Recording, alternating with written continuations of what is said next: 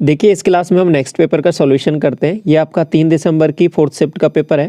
Question number 1 देखिए आपको क्या दिया हुआ है। अंडर रूट में 1 प्लस कॉज ए बटे में 1 माइनस कॉज ए। देखिए ये दो तरीके से पूछा जाता है, कॉज की टर्म में और साइन की टर्म में। प्रोसीडर दोनों का सेम ही रहता है।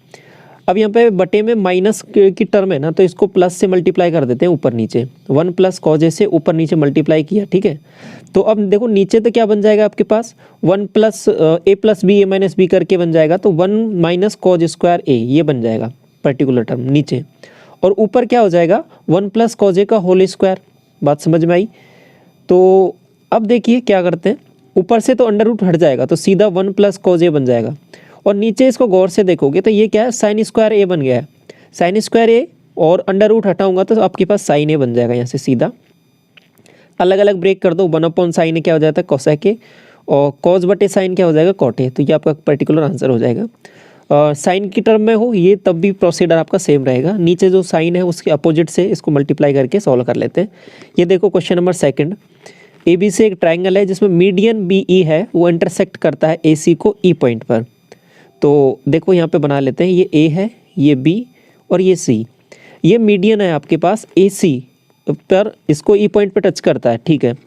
तो बी जी बोला है आपके पास 12 सेंटीमीटर और जी इसका सेंट्रोइड है, ये जी पॉइंट है यहाँ पर। तो ये आपके पास 12 दे दिया है। आपसे पूछा क्या बी ई की कंप्लीट लंबाई पूछी है आपसे।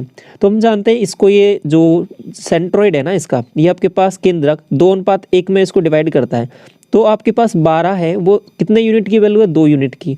आपको कंप्लीट मीडियन निकालना है, तो ये तो 3 यूनिट है, तो ये 3 यूनिट निकालना है। तो 12 3 36, 36 में 2 का भाग दूंगा तो 18 आंसर आ जाएगा। क्वेश्चन में आपसे पूछा है कि what is the ratio of number of players participating game A to the total number of players participating game B. Values को सिंपल ऐड करना है और रेशियो आपको यहाँ पे ले लेना है। तो ऐड करते हैं, 1 और 4 5 और 8 13 और 9 22, 2 24, 24 का 4, 2 2 3 5 2 7 8 10 और 10 और 5 15, 154। इसको ऐड किया, 8 6 14 और 6 20 और 7 27, 3 30, 4 34 और 3 5 8, 3 11 और 2 13, 3 16, 16 और 7 23, 2 3 4। अब देखो ये 2 से कट रहा है, सीधा सीधा दिख रहा है यहाँ पे, ये 77 हो जाएगा आपके पास, ये आपके पास हो जाएगा 117। Option number 3। देखिए यहाँ पे क्वेश्चन दिया हुआ है M X plus N is a factor of. तो ऑप्शन के थ्रू जाएंगे, तो इस ऑप्शन को जब गौर से देखोगे आप तो ये क्या लिखा हुआ है basically M X plus N का होल स्क्वायर ही लिखा हुआ है। तो अब इसका होल स्क्वायर लिखा हुआ है तो एक फैक्टर इसका ये भी होगा। तो यहाँ पे करेक्ट आंसर क्या हो जाएगा ऑप्शन नंबर 2। ऑप्शन के थ्रू जाना यहाँ पे थोड़ा सा आसान रहेगा। Question number 5, A B C एक राइट एंगल ट्राइंगल है जिसमें बी है वो राइट एंगल है। tan ए की वैल्यू दे रखी है 5/12, इसकी वैल्यू आपको फाइंड आउट करनी है। तो सबसे पहले यहाँ पे एंगल देख लो कौन कौन सा है। ये बी हो जाएगा, ये ए के बारे में बोला है, और ये 5/12 हो जाएगा। 5/13 का ट्रिपलेट होता है, ये सी पॉइंट हो जाएगा आपका। अब इसमें जब वैल्यूज़ देखोगे तो साइन बी यहाँ पे देखो सीधा दिख रहा है आपके पास 90 डिग्री, ये वैल्यू तो 1 हो जाएगी, बीच वाली वैल्यू तो 1 हो गई। अब साइन ए को देख लो, साइन ए क्या हो जाएगा आपके पास 5/13, और दूसरी वैल्यू क्या हो जाएगी आपके पास 12/13। सीधा वैल्यूज ऐड करना है, तो 13 एलसीएम आ जाएगा। यहाँ से वैल्यू आ जाएगी 5, यहाँ से आ जाएगा 13 और यहाँ से आ जाएगा 12। तो देखो वैल्यूज़ कितना बन रही है, ये 25 5 30, 30/13, तो 13 दूने 26 बटे और ये 2 सही 4/13 करेक्ट आंसर हो जाएगा। ये देखो क्वेश्चन नंबर 6, आपको बोला है कि बी सी की लेंथ क्या होगी। आपको एक लेंथ दे रखी है और ये 30 डिग्री एंगल दे रखा है। मैंने आपको बताया था जो हाइट एंड डिस्टेंस चैप्टर में हमने डिस्कस किया था, 30 डिग्री के सामने की भुजा होती है 1 और 90 डिग्री के सामने की भुजा होती है 2, ठीक है। तो 10 जो वैल्यू है आपके पास 2 यूनिट की, हमें 1 यूनिट की वैल्यू निकालनी है, तो 5 आंसर आ जाएगा। और 60 डिग्री के सामने की भुजा क्या होती है √3 टाइम्स। ये देखो एवरेज है, स्पीड वो 45 है। A train reaches destination on time, मतलब क्या कह रहा है कि 45 से चलती है तो ट्रेन टाइम पे पहुंच जाती है। आगे बोला यदि स्पीड उसकी 30 किलोमीटर/आवर होती है ना, तो वो 15 मिनट से लेट हो जाती है। टोटल जर्नी आपको निकालनी है। देखो जब मेंस का मैं सॉल्यूशन करा रहा था वहाँ पे एक फॉर्मूला मैंने आपके साथ डिस्कस किया था डिस्टेंस का, क्या है S1 × S2 divide by S1 minus S2 multiply में टाइम का डिफरेंस। ये जब है जब आपके पास टाइम का डिफरेंस दिया हो, अगर ये टाइम का एडिशन दे रखा हो तो यहाँ पे प्लस आ जाएगा, ठीक है। फिर S1 + S2 ले लेना है नीचे, ठीक है, इससे सारे सवाल हो जाते हैं आपके बहुत आसान तरीके से। तो देखो क्या हो जाएगा यहाँ पे, दो डिस्टेंस दे रखी है 45 और 30, दोनों को मल्टीप्लाई, दोनों का नीचे डिफरेंस देखना है तो नीचे 15, टाइम का डिफरेंस कितना दे रखा है 15 मिनट, अब मिनट को कितने में बनना पड़ेगा घंटे में, तो 15/60, तो 15 से ये 15, 30 से ये 2 बार और 45/2 तो 22.5 आंसर आ जाएगा। ठीक है, एक ही लाइन में आंसर आ जाता है इससे। ये देखो क्वेश्चन नंबर 8, एक टैक्स है on salary is 1/4 of the salary, saving है आपके पास 1/3 of the salary, expenditure to the saving क्या होगा आपको फाइंड आउट करना है। तो सबसे पहले देखो ये 1/4 है, ये 1/3 है, तो मैंने क्या किया 12 इसका वो मान लिया कि टोटल इतना सैलरी है। आगे बोला कि टैक्स है वो 1/4 है, तो मतलब टैक्स कितना हो जाएगा 3, ये टैक्स हो जाएगा। सेविंग है 1/3 है, इसका 1/3 निकालूंगा तो 4, ये सेविंग हो जाएगा उसका, ये टैक्स हो जाएगा, ये सेविंग हो जाएगा। बाकी क्या है एक्सपेंडिचर हो जाएगा, ये 4, 3 और ये 7, 4, 3 कितना हो जाएगा 7 और ये 5 क्या हो जाएगा उसका एक्सपेंडिचर। आपसे पूछा क्या है एक्सपेंडिचर का रेशो देखना है, 5 का रेशो देखना है, सेविंग से देखना है, 4 से रेशो देखना है, तो 5:4 आंसर हो जाएगा ऑप्शन नंबर 3। ये देखो question number 9, what is the ratio of total number of student जो फेल्ड हो जाते हैं इन साइंस में बट पास हो जाते हैं मैथमेटिक्स में, बी और डी का साथ में देखना है। तो साइंस में फेल, मैथमेटिक्स में पास, ये वाली रो है सेकंड वाली रो, इसमें बी का डाटा और डी का डाटा देखना है, तो 12 और 15 ये कितना हो जाएगा 27, 27 क्योंकि साथ में बोला ना टुगेदर। रेशियो किससे लेना है, number of student section A जो बोथ सब्जेक्ट में पास हो जाते हैं, number of student section A जो बोथ सब्जेक्ट में पास हो जाते हैं 63, तो 9 से जाएगा ये आपके पास 3 बार, 9 से जाएगा ये 7 बार, तो आंसर क्या आ जाएगा 3:7। ये ऑप्शन में नहीं दिया हुआ तो ये इसके ऑप्शन गलत है, करेक्ट आंसर आपका 3:7 हो जाएगा। ठीक है, ऑप्शन नंबर 9, क्वेश्चन 9 हो गया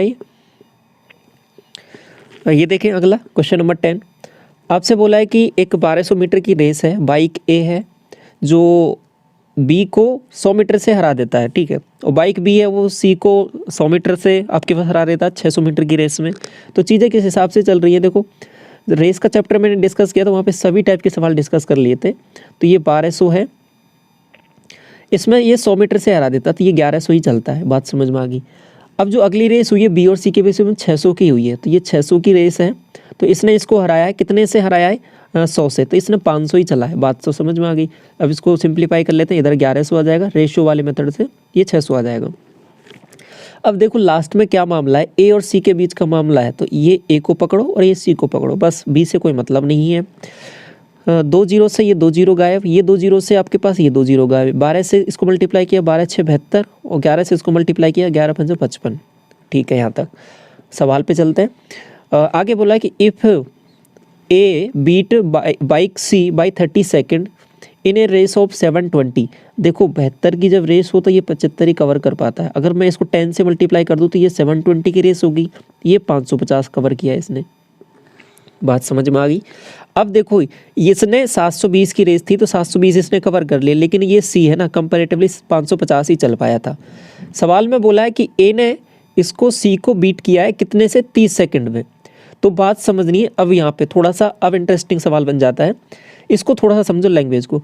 ए ने जो बीट किया है मतलब ए ने है वो सी को हरा दिया है, कितने से 30 सेकंड से हरा दिया है, मतलब क्या हुआ कोई पर्टिकुलर टाइम है, कोई पर्टिकुलर टाइम है और उस टाइम में जो ए है ना आपके पास ए तो आपके पास पूरी कंप्लीट डिस्टेंस उसने तय कर लिया 720, उस पर्टिकुलर टाइम में ये जो आपके पास है ना ये कौन सी, इसने आपके पास ये इससे कितने ये पूरा डिस्टेंस इसने कवर कर लिया, लेकिन ये केवल 550 ही पहुंच पाया, तो मतलब ये डिफरेंस आ गया, क्रिएट हो गया यहाँ पे, ये डिफरेंस क्रिएट हो गया। अब ये डिफरेंस कितने का क्रिएट हुआ है, ये डिफरेंस देखो कितने का हुआ है आपके पास, ये 50 और 50 का 600 720 में से माइनस कर लो, सीधा माइनस कर लेते हैं, 0 यहाँ से जो 12 में से 5 जाएगा तो 7 170, तो मतलब क्या हो गया कि 170 ये पीछे रह गया। अब ये 170 को 30 सेकंड से हरा दिया, मतलब अगर इसके पास 30 सेकंड और होते तो ये कवर कर लेता है यहाँ पे, तो ठीक है अगर इसको 30 सेकंड दिया जाए तो इसको ये कवर कर लेगा, यहाँ पे पहुँच जाएगा। इसको टाइम की टर्म में दे दिया है कि ये 30 सेकंड से हार गया यहाँ पे, तो 30 सेकंड में कवर करता है ये कौन सी, कितना डिस्टेंस 170, तो ये क्या आ जाएगी सी की स्पीड आ जाएगी, तो 17/3 आपकी स्पीड आ जाएगी सी की। बात समझ में आई थोड़ी सी, क्या समझ में जो कहना चाह रहा था वो 17/3। आपसे सी की वैल्यू ही पूछी, what is the speed of C, तो 17/3 मीटर पर सेकंड आंसर। देखिए क्वेश्चन में आपको एक टेबल गिवन है और टेबल में पूछा है आपसे find the ratio of invalid votes of village R to the village U. Invalid votes आपको फाइंड आउट करने हैं। तो यहाँ पे ये डेफिनेशन दे रखी है, वैलिड वोट कौन से, ये वाले valid vote upon total polled, और ये वोट पोल्ड क्या है, total vote polled divide by total number of votes. तो ये चीज़ को यहाँ पे समझो थोड़ा, आर में और यू में चलना है, तो आर ये रहा, यू ये रहा। इसमें आपको देखो ये 100 नंबर ऑफ वोट्स है ना, इसका देखो मैंने आर पे लिया सबसे पहले, ये आर का और यू का रेशो देखना है ना, तो ये 100 है, इसका कितना है, ये 40। अब आगे देखो इसका 65% लेना था, इसको 65 से मल्टीप्लाई करना है। इसका कितना लेना, 90%, तो इसको 90% से मल्टीप्लाई करना है। अब ये तो वैलिड वोट है, ये आगे फर्दर 65 से मल्टीप्लाई कर दूंगा तो वैलिड वोट आ जाएगा, लेकिन हमें इनवैलिड चाहिए, तो 65% वैलिड हैं, तो इनवैलिड कितने हो जाएंगे, 35%। इसमें देखो आगे इसके 60% वैलिड है, तो इनवैलिड कितने हो जाएंगे, 40%। अब इनको मल्टीप्लाई करना है और यहाँ पे रेशो आ जाएगा आपका डायरेक्ट। अब आप कहोगे कि यहाँ पे जो चीज़ें चल रही हैं कंप्लीट वैल्यू आपने ली नहीं, क्योंकि रेशो निकाल रहे हैं तो यहाँ पे डायरेक्ट वैल्यू जो वो कट जाती है, इसलिए मैं एग्जैक्ट जो वैल्यूज यहाँ पे लिख रही है उनको ही ले लेता हूँ।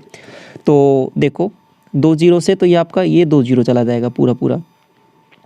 इसके बाद में आगे चलें थोड़ा सा, इसको 5 से काटा 13 बार और इसको 5 से काटा 8 बार। अब ये देखो मल्टीप्लाई किया, 4 9 36, 36 को 8 से मल्टीप्लाई करना है, तो ये 36 है, इसको 8 से करते हैं तो 8 6 48, 4 8 3 24 और 4 28, 288 आएगा। और इधर मल्टीप्लाई करोगे आपके पास 35 को 13 से, 13 5 65, 6 और 13 3 39, 39 और 6 45, 455 288। ऑप्शन नंबर आपको थर्ड यहाँ पे दिख रहा है जो आपका करेक्ट हो जाएगा। सवाल में आपको दिया है, डिसऑनेस्ट ट्रेडर है जो कहता है कस्टमर से कि वह आइटम को कॉस्ट प्राइस पे आपके पास बेच रहा है, और लेकिन आपके पास 12.5% का वो मुनाफा भी कमा रहा है। किस वजह से, फॉल्स वेट यूज़ कर रहा है। और आगे सवाल में पूछा है कि 1 kg का जो वेट करने के लिए जो वो वज़न यूज़ करता है वो कितना करता है। डेफिनेटली कुछ कम करेगा तभी तो वो मुनाफा कमा रहा है। तो समझो सवाल को। अब मुनाफा कैसे होगा, 12.5% को देखो, 12.5% का मतलब होता है 1/8, मतलब 8 रुपये पे वो 9 रुपये कमा रहा है। अब कैसे कमा रहा है, इस पर कुछ वज़न में गड़बड़ी कर रहा है। वज़न में गड़बड़ी कैसे कर रहा होगा, यहाँ पर ये 1000 ग्राम है, इसकी तुलना में आपके पास क्या कर रहा होगा, कुछ कम वज़न तोल रहा होगा, मान लो x वज़न तोल रहा है, तो ये आपके पास फाइनली आंसर आ जाएगा। अब इसको सॉल्व कर लो, x को मैं इधर लेके जाऊँगा, 9 को इधर लेके जाऊँगा नीचे, तो क्या आ जाएगा आंसर 8000/9, तो 9 से डिवाइड कर लो, 9 8 72 और 8 बचेगा, 9 8 72, 9 8 72 और 888.8। तो इतना ग्राम वो यूज़ कर रहा है 1 किलो के तुलना में, तो इस वजह से उसको मुनाफा हो जा रहा है। क्वेश्चन नंबर 13 आपसे बोला है कि लार्जेस्ट नंबर 3 डिजिट का जो डिविजिबल है 4 से और 7 से। देखो ऑप्शन के थ्रू जाना बहुत आसान रहता है, बाकी ट्रेडिशनल प्रोसेस से करने के बजाय 4 से होना चाहिए, 7 से होना चाहिए। तो सबसे पहले क्या करेंगे, यहाँ पे इस वाले को देखो, 4 से तो बहुत आसान है, लास्ट के 2 डिजिट को चेक करते हैं। 70 नहीं है, 90 है क्या, नहीं है, ये भी नहीं है, ये 2 हो सकते हैं, लेकिन हम 7 से भी देखना है तो ये सीधा सीधा आपको दिख रहा है ये है आपके पास। और लार्जेस्ट चाहिए तो 980 लार्जेस्ट है, इसको देखोगे ये 7 से डिविजिबल नहीं है, तो आपका आंसर क्या हो जाएगा, ऑप्शन यहाँ पे सेकेंड ऑप्शन करेक्ट हो जाएगा। ठीक है। क्वेश्चन नंबर 14 A और B separately can complete a piece of work 10 days और 16 days रेस्पेक्टिवली। ए का बोला है 10 days में, बी का बोला है 16 में। इनकी टोटल जो एफिशिएंसी के बारे में बात करूँगा तो वो क्या आ जाएगी 80 वर्क डन। एफिशिएंसी यहाँ पे आ जाएगी आपके पास इसकी 8, इसकी आ जाएगी 5। आगे क्या बोला है कि अल्टरनेट पे काम करते हैं, ए स्टार्ट करता है काम को तो कितने टाइम में काम होगा। ए ने स्टार्ट किया है पहले, दूसरे दिन काम किया होगा बी ने, तो 8 5 13, 2 दिन में मिला के काम किया है 13। यहाँ तक पहुँचता हूँ, 13 से 6 से इसको मल्टीप्लाई किया, 13 6 78, इसको 6 से मल्टीप्लाई किया 12, तो 12 दिन में 78 काम हो गया, 78। कितना काम बचा हुआ है, 2 काम। कौन करेगा, अब ए आएगा, 2/8, 1/4, तो आंसर क्या हो जाएगा 12 सही 1/4। 15 length of diagonal of cube 7√3। आपको सरफेस एरिया क्यूब का फाइंड आउट करना है। जो आपके पास डायगोनल होता है क्यूब का वो a√3 होता है, तो a की वैल्यू यहाँ पे सीधा सीधा आ जाएगी 7। ए की वैल्यू 7 आते ही आपके पास सरफेस एरिया होता है 6a²। तो a² मतलब 49, 6 से मल्टीप्लाई करूँगा तो सीधा आपको वैल्यू दिख रही है 6 9 54, 5 और 6 चौके 24, 5 29, 294, ऑप्शन नंबर 4। क्वेश्चन में आपसे बोला है BPQ और ASR ट्राइंगल है वो कॉन्ग्रुएंट है। कॉन्ग्रुएंट होते ही सब चीज़ें बराबर होंगी। एंगल के बारे में एक रिलेशन दिया हुआ है, Q एंगल आपको फाइंड आउट करना है। तो सबसे पहले एक यहाँ पे थोड़ा सा ये बना के आपको समझा देता हूँ चीज़ें किस तरीके से चल रही हैं। ये BPQ है, ये आपके पास दूसरा वाला ट्राइंगल हो जाएगा। यहाँ पे बड़ा बनाते हैं इसको क्योंकि बराबर ही हैं दोनों ट्राइंगल। तो ये ASR हो जाएगा। चीज़ें किस तरीके से चल रही हैं, A और S के बारे में बोला कि ये दोनों तो बराबर हैं और R का 1/3 है। R को मैंने 3x माना तो ये x हो जाएगा, ये भी x हो जाएगा। देखो Q फाइंड आउट करना है तो सबसे पहले इसके एंगल निकाल लेते हैं। तो टोटल कितना है ये 5x। 5x की वैल्यू क्या है 180। तो x की वैल्यू क्या आ जाएगी, सीधा सीधा यहाँ पे 36 डिग्री 36। और इसके बाद में एंगल Q पे चलते हैं। एंगल Q कौन सा होगा, ये वाला एंगल। ये एंगल किसके रेस्पेक्टिव होगा, एंगल R के। एंगल R कितना है 108। तो ये भी एंगल कितना होगा 108, क्योंकि यहाँ पे देखो ये R सबसे लास्ट वाला है, इसका सबसे लास्ट वाला क्या है Q। तो Q कितना हो जाएगा 108 डिग्री। ठीक है, इस तरीके से निकालना है। क्वेश्चन नंबर 17 आपको बोला है कि दो आइडेंटिकल सर्कल हैं, ईच रेडियस 30 सेंटीमीटर। और आगे बोला है कि आपके पास इंटरसेक्ट इस तरीके से करते हैं कि circumference of each one passes through the centres of others. तो एरिया आपको निकालना है इंटरसेक्टिंग रीजन का। पहले तो एक बार डायग्राम समझ लो चीज़ों को, फिर उसके बाद में चीज़ें आसान हो जाएंगी। इस तरीके से ये इसका सेंटर है, ये इसका सेंटर है। ठीक है, और इसमें क्या बोला है आपसे कि ये वाला जो कॉमन रीजन है ना आपके पास, ये आपको फाइंड आउट करना है कि इसका एरिया कितना होगा। तो इसको देखो थोड़ा सा मैं गौर से आपके पास चीज़ों को समझाने की कोशिश करूँ। तो इसको मैंने यहाँ पे एक ड्रॉ किया, तो देखो ये ट्राइंगल कुछ इस हिसाब से बन जाएगा क्या, बिल्कुल। देखो ये आपका एक सर्किल का हो जाएगा कुछ भाग, ठीक है, जिसको वृत्तखंड बोलते हैं आपके पास। तो इसका एरिया आपको निकालना है, तो इसका एरिया का फॉर्मूला आप जानते हो।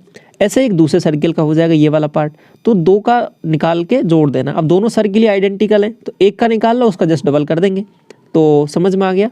तो इसका एरिया आपको फॉर्मूला पता ही है। फॉर्मूला कैसे निकालते हैं इस वाले एरिया का, इसका फॉर्मूला होता है आपके पास, यहाँ पे पहले ये एंगल देखना पड़ेगा, ये एंगल कितने का है। अब ये एंगल देखने के लिए आपको क्या चलना पड़ेगा, पहले सवाल पे। सवाल में ये क्या बोला है, देखो यहाँ पे इस तरीके से चीज़ें हैं ना, ये इसका सेंटर से मीट कर रहा है, तो ये वाली साइड ये क्या हो जाएगा, रेडियस हो जाएगा, ये वाली भी रेडियस हो जाएगी, ये वाली भी रेडियस हो जाएगी। तो एंगल क्या हो जाएगा, ये वाला तो 60 डिग्री, लेकिन हमको ये वाला कंप्लीट एंगल देखना है ना, तो ये तो 120 डिग्री हो जाएगा। तो एंगल निकालना बहुत ज़रूरी है यहाँ पे, तो वो 120 डिग्री हो जाएगा। तो कुल मिला के जो ये ट्राइंगल बन रहा था ना, ये आपके पास क्वाड्रिलेटरल ट्राइंगल बन रहा था, सॉरी इक्विलेटरल ट्राइंगल बन रहा था, तो इसलिए इसका 60 डिग्री। अब नीचे वाला ट्राइंगल है वो भी आपके पास इक्विलेटरल है, तो कंप्लीट एंगल 120 डिग्री हो गया। एंगल जैसे ही पता चला, अब सवाल में कुछ बचा नहीं है, अब ये सीधा हो जाएगा सवाल आसानी से। पाई आर स्क्वायर थीटा, एक बार फॉर्मूला मैं आपके साथ डिस्कस कर देता हूँ, माइनस इस ट्राइंगल का एरिया देखना रहता है, तो ये ट्राइंगल का एरिया क्या होता है, R square sine theta divide by 2। ये आपके पास फॉर्मूला होता है इस सवाल को करने का। या फिर आप ऐसे भी देख सकते हो इसको कि ये इसका एरिया आपको निकालना के माइनस कर देना है। तो पाई आर स्क्वायर थीटा क्या हो जाएगा आपके पास यहाँ पर, आर की वैल्यू तो 30 दे रखी है ना, तो और थीटा की वैल्यू कितनी दे रखी है आपके पास 120 डिग्री। तो ये ओवरऑल यहाँ से कितनी वैल्यू आ गई, 1/3 आ गया। तो पाई इंटू आर का मतलब 900 आर स्क्वायर, और 1/3 इसका देखना है, तो 1/3 मतलब 3 से डिवाइड कर दिया, तो ओवरऑल यहाँ से कितना आ जाएगा 300 पाई, माइनस आर स्क्वायर की वैल्यू क्या आ जाएगी 900। अब यहाँ पे एंगल था आपके पास वो कितना था 120 डिग्री। 120 डिग्री की वैल्यू कितनी होती है 1/2, तो ये आपके पास क्या हो जाएगा 1/2 इससे, और आपके पास सॉरी 120 डिग्री √3/2 होती है ना, √3/2, और बटे में 2 है ही पहले से, तो इसको 4 से यहाँ पे इसको मैं डिवाइड करूँगा 900 को, तो ये कितना आएगा 450 का और आधा किया तो 225 √3। ये देखो आपके पास कितना आया था 300 पाई, और इसमें से 225 माइनस कर देना है √3 में। और मैंने क्या बोला था कि इसका जस्ट डबल करना है आपको, तो ये 600 हो जाएगा और ये आपके पास 450 √3 हो जाएगा। तो ऑप्शन नंबर 4 करेक्ट हो जाएगा यहाँ पे। ये देखो क्वेश्चन नंबर 18, मार्क प्राइस है अब चेयर का 2400 रुपये है और 20% अबव कॉस्ट प्राइस के ये अंकित किया जाता है। और चेयर है वो बेचा जाता है 10% के डिस्काउंट पे, तो प्रॉफिट आपको निकालना है। एक ही फॉर्मूला, ऐसे सवालों में कुछ नहीं करना होता। कितने पे अधिक अंकित किया है, एमपी से सीपी का रेशो देखना है, तो ये 100 है तो ये आपके पास 120। आगे देखो डिस्काउंट कितना दिया, 10 का तो 90। और ये परसेंटेज प्रॉफिट लॉस एक ही फॉर्मूला है, कई बार डिस्कस कर चुके हैं बार बार। तो ये 0 से 0, 12 9 108, 108 ज़्यादा है 100 से, कितना ज़्यादा है आपके पास, 8 ज़्यादा है, तो 8% का प्रॉफिट। रिवीजन वाली वीडियो भी देखना, उसमें मैंने ये फॉर्मूला आपके साथ डिस्कस किया है डोज की फॉर्म में। क्वेश्चन नंबर 19, ए सम बिकम इतने रुपए 7 साल में और सिंपल इंटरेस्ट पर रेट ऑफ 30% और 7 साल में आपके पास टोटल इंटरेस्ट कितना होगा वो आपको फाइंड आउट करना है। देखो 7 या 21 मतलब 210%। 210% तो क्या है आपके पास, ये ब्याज है, लेकिन 100% क्या होता है आपके पास, पूरा मूलधन। तो टोटल मिला के ऐड करते हैं तो ये कितना हो जाता है आपके पास यहाँ पे 1 और ये 300% तो ये 15,500 जो वैल्यू है ये आपके पास 310% की वैल्यू है। आपको इंटरेस्ट ही निकालना है, तो इंटरेस्ट तो आपके पास 210% था, ये वैल्यू आपको देखनी है। इसका देखो ये कितना गुना है, ये 5 गुना है, सीधा सीधा ये 5 गुना है, तो यहाँ 5 आ जाएगा और 2 जीरो तो है ही, 21 पंजो 105, तो 10,500 आंसर आ जाएगा, ऑप्शन नंबर 3। क्वेश्चन में आपसे पूछा है कि how many student have scored highest percentage of marks in more than one subject. तो ये जो डाटा दिया है ये आपके पास परसेंटेज में ही दिया हुआ है। तो पहले देखना पड़ेगा कि हाईएस्ट मार्क्स हैं किसके और कितने हैं। तो हिंदी में चलें, इंग्लिश में चलें, इस तरीके से अलग अलग जाना पड़ेगा। तो सबसे पहले यहाँ देखो ये 89 सबसे ज़्यादा है इस वाली रो में, इधर 92 है, इधर चले तो ये 96 आ जाता है, इधर इस कंप्लीट रो में देखा तो 88 दिख रहा है आपको, और इधर आपके पास 94 और यहाँ पर है आपका 88 और इधर थोड़ा ये है 98। तो ये आपके पास हाईएस्ट मार्क्स हो गए। आपको क्या देखना है, ये मोर देन वन सब्जेक्ट कितने स्टूडेंट हैं। देखो अमित ने क्या है कि 2 सब्जेक्टों में ज़्यादा मार्क्स लेके आया, इधर बाकी जो सब हैं तो कम एक एक में ही हैं, लेकिन दीक्षा ने 3 में लाया। आपसे तो मोर देन वन सब्जेक्ट देखना था, तो 2 ही स्टूडेंट हैं आपके पास, एक तो अमित हो गया एक दीक्षा हो गया, तो 2 करेक्ट आंसर हो जाएगा। 21 देखिए इसमें क्या करना है आपके पास, इसका यूज करना है तो कैसे बनेगा ये X cube Y cube Z cube, ऊपर नीचे एक्स एक्स का मल्टीप्लाई किया तो ये क्या बन जाएगा, ऊपर x cube upon x Y z, यहाँ पे बन जाएगा आपके पास y cube upon x Y z, यहाँ पे क्या मल्टीप्लाई किया वाई से, इस वाले में जेड से मल्टीप्लाई किया ऊपर नीचे, तो ये Z cube upon x Y Z बन गया। अब क्या है कि एलसीएम इसका आ जाएगा एक्स वाई जेड, तो अब ऊपर क्या बन जाएगा एक्स क्यूब वाई क्यूब और जेड क्यूब। अब ये जो वैल्यू है ना आपके पास, जब ये 0 होता है तो किसके इक्वल होती है, 3 XY Z के, तो ये 3 XY Z के इक्वल हो जाएगी, बटे में XY Z दिया हुआ है तो ये इससे कट जाएगा, तो आंसर 3 आ जाएगा, ऑप्शन नंबर 4। सवाल में आपसे बोला है कि possible values of a + b + c - 3, यदि आपके पास ये 2 रिलेशन दे रखे हैं, चीज़ समझो। देखो वेरिएबल आपके पास 3 है, इक्वेशन 2 ही दे रखी है, तो मतलब आपको वैल्यूज सोचनी पड़ेंगी, यही इसलिए बोला है पॉसिबल वैल्यूज। तो अब कैसे सोचेंगे, देखो इस वाले को जब गौर से देखोगे तो यहाँ पे मेरे दिमाग में आया कि 2 2 और 1। अब देखो इसमें कोई रेस्ट्रिक्शन नहीं है कि आप A किसको मानो, B किसको मानो, C किसको मानो, किसी को भी मान सकते हो, कुछ फ़र्क नहीं पड़ेगा, क्योंकि फाइनली आपको इसमें सबका एडिशन ही करना है। तो देखो सेटिस्फाई हो रही है नहीं हो रही, 2 दूनी 4, ठीक है, AB 4 और 2 एकम 2, और इधर फिर इसका मल्टीप्लाई किया, ये 2 एकम 2, 4 2 6 2 8, ये तो सेटिस्फाई हो गया। इसको भी सेटिस्फाई करके देखो, 2 का स्क्वायर 4 और 2 का स्क्वायर 4, 1 का स्क्वायर 1, 4 4 8 1 9, ये भी सेटिस्फाई हो गया। तो मतलब वैल्यूज़ तो यही हैं, वैल्यूज़ यही हैं, तो कर देते हैं सवाल। 2 + 2 + 1 - 3 क्या बन रहा है ये, 5 - 3 2 आंसर आ जाएगा। 23 आपसे बोला है कि 8 डिजिट का नंबर है, डिविजिबल है 8 से, total possible pairs of XY आपको फाइंड आउट करना है। देखिए 8 से डिविजिबल है तो क्या होना चाहिए आपके पास, लास्ट की 3 डिजिट देखते हैं। तो शुरुआत करते हैं स्टार्टिंग से, सबसे पहले मैंने 0 0 रख दिया। अब ये डिविजिबल है क्या 8 से, देख लेते हैं पहले, अगर डिविजिबल है फिर आगे बढ़ते जाएंगे। तो 8 का डिवाइड किया तो 8 7 56, 4 बनेगा, 8 5 40, मतलब डिविजिबल है। डिविजिबल है मतलब पहला नंबर तो आपके पास ये क्या हो गया, 600 ही हो गया, तो XY की वैल्यू 0 0 हो गई। इसके बाद हम आगे बढ़े, अगला नंबर क्या हो जाएगा, 8-8 के इंटरवल में रिपीट होंगी चीज़ें, तो क्या हो जाएगा 608, उसके बाद में 616, फिर 624।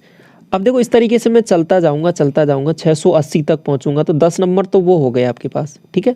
10 एक नंबर तो आपके पास 600 है ही स्टार्टिंग का, 10 नंबर एक नंबर तो ये रहा, 10 नंबर प्लस कौन से आगे 80 तक पहुंचने पर 680, क्योंकि 8-8 के इंटरवल में रिपीट हो रहा है ना। 680 के बाद में फिर दोबारा आगे बढ़ूंगा 688, एक नंबर ये हो जाएगा। एक नंबर कौन सा हो जाएगा आपके पास 696, ठीक है। अब इससे आगे बढ़ सकता हूँ क्या, नहीं बढ़ सकता। इससे आगे बढ़ते ही देखो ये 6 हट जाएगा, यहाँ पे 7 बन जाएगा। तो अब देखिए इससे आगे एक और आ जाएगा 688, ये 696। 10 नंबर तो ये है, एक ही नंबर ये रहा 11, एक ये रहा 12, एक ये रहा आपके पास 13, तो 13 नंबर पॉसिबल है टोटल। 24 देखो, area of sector of a circle इतना दे रखा है, सेंटर एंगल है 45 डिग्री, तो आपको रेडियस फाइंड आउट करना है। 45 डिग्री का मतलब तुरंत दिमाग में आना चाहिए 45 वो 360 का कितना है, यहाँ पे देखो 45 का 90 और 90 का ये 4 गुना है, तो ये 8 गुना, तो 1/8, 1/8 है। ये सेक्टर का जो एरिया है ना पाई आर स्क्वायर बटे 8, इसकी वैल्यू दे रखी है 308। पाई को थोड़ा सा सॉल्व कर ले, 22/7 आर स्क्वायर बटे में 8 तो है ही, ये 308। 22 से इसको काटा तो कितनी बार जाएगा, 22 से कम 22, ठीक है। और 22 से कम 22 तो फिर कितनी बचेगी वैल्यू आपके पास 8, 8 से 4 बार जाएगा ये। तो अब देखो ये 7 इधर जाके मल्टीप्लाई होगा, 8 भी इधर जाके मल्टीप्लाई होगा, तो 7। इसमें से मैंने क्या किया है 7 × 7 तो है ही, 2 कॉमन ले लेती है 16 बन जाएगा, तो 7 एक आ जाएगा, यहाँ से क्या आ जाएगा 4, 7 चौके 28, तो 28 रेडियस आ जाएगा 28 इसका। लास्ट सवाल देखिए 25, cost price of A Apple increase कर जाती है 20% और डिक्रीज़ कर जाती है 20%, तो नेट परसेंटेज आपको निकालना है। तो दो चीज़ें हुई हैं, पहले बढ़ी है फिर घटी है, और सेम चीज़ें हुई हैं, तो आपके पास ओवरऑल आंसर आएगा क्या आएगा x²/100, और ये क्या आएगा डिक्रीमेंट आएगा। तो 20 का स्क्वायर किया 400, 400/100 4%, तो 4% का डिक्रीजेंट आ जाएगा, ठीक है। ये भी रूल भी लगा सकते हो, वैसे भी आ जाएगा। तो इस तरीके से आपके कंप्लीट 25 क्वेश्चंस होते हैं। बाकी शिफ्ट के सॉल्यूशन आप चैनल पर प्लेलिस्ट सेक्शन में जाओगे, वहाँ पे आपको सभी सॉल्यूशन मिल जाएंगे।